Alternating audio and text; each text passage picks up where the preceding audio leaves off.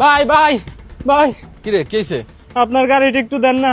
আমার ছেলেটা হঠাৎ করে অসুস্থ হয়ে পড়ছে, করে নিয়ে হাসপাতালে যাইতে হইব। কিন্তু ভাই আমি তোর এখন কেমনে গাড়ি দেবো? আমি তো গাড়ি নিয়ে বাজার যাইতে লাগছিলাম, তুই অন্য কার গাড়ি দেখ। না ভাই, গ্রামে আর কোনো মানুষের গাড়ি নাই, আর যাদের গাড়ি আছে তারা সবাই কাজে নিয়ে গেছে। আমি অনেক চেষ্টা করেছি ভাই, দয়া করে আপনার গাড়িটা দেন, আমার ছেলের অবস্থা খুবই খারাপ। আমি তো বাজার যাইতে লাগছিলাম। আচ্ছা ঠিক আছে, এনে চাবি। ঠিক আছে ভাই, অসংখ্য ধন্যবাদ।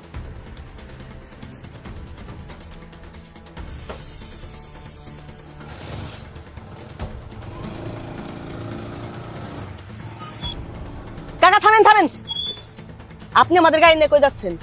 ভাতিজা, আমার ছেলেটার অবস্থা খুব খারাপ, করে নিয়ে হাসপাতালে যাইতে হইব, তাই তোমাদের গাড়িটা নিয়ে আসলাম। না না না, আপনি গাড়ি থেকে নামেন, আমাদের গাড়ি নিয়ে হাসপাতাল যাওয়া যাবে না। বুঝলাম আপনার ছেলে অসুস্থ, আপনি অন্য গাড়ি নিয়ে যান। দেখো ভাতিজা, আমি অন্য কোনো গাড়ি পাইতেছি না, আর যাদের যাদের গাড়ি ছিল তারা সবাই গাড়ি নিয়ে কাজে গেছে। দয়া করে আমাকে গাড়িটা নিয়ে যাইতে দাও।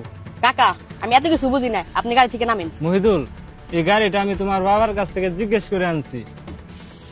কাকা এই গাড়ি আপনি নাম নিতে দিন না, জায়গা তুমি ভাগ হওয়ার আগে থেকে আমার বাপ এই গাড়ি চালাইতো। মহিদুল, আমাদের মধ্যে থেকে তো জায়গা জমি ভাগ হয়েছে, এই গাড়ি তো আর ভাগ হয় নাই। আপনি আমার বাবার কাছে অনুমতি নেন বা আমার কাছে অনুমতি নেন, আপনি আমি গাড়ি নিয়ে যাইতে দিন না, সরেন।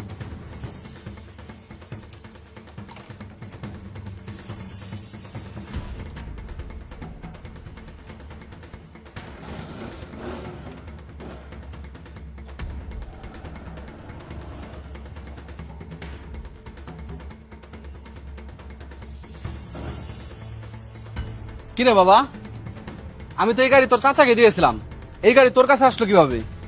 বাবা আমারও তো তাই কথা, আমি তো ওই কথা ভাবতেছি।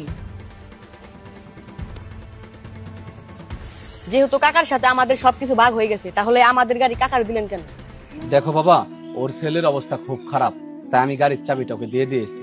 আর তুমি বললা ভাগের কথা, ভাগ তো হয় সম্পদের, মানুষের মনুষ্যত্বের না।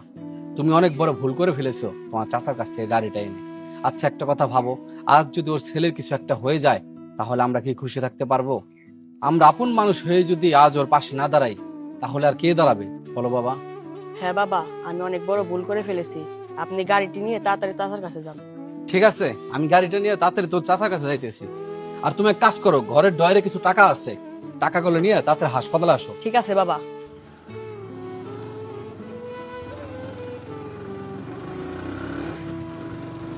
জুয়েল, থাম থাম। ভাই তুই ওর না তাড়াতাড়ি পিছনে উঠ, ওর না হাসপাতালে যেতে হইব। কিন্তু ভাই, মহিদুল তো আমার কাছ থেকে গাড়ি নিয়ে গেছে। এখন এই কথা বলার সময় নাই, তুই তাড়াতাড়ি উঠ। ভাগ হয় সম্পদের, মানুষের মনুষ্যত্বের না। ভিডিওটি ভালো লাগলে পেজটিকে ফলো করে শেয়ার করে দেবেন।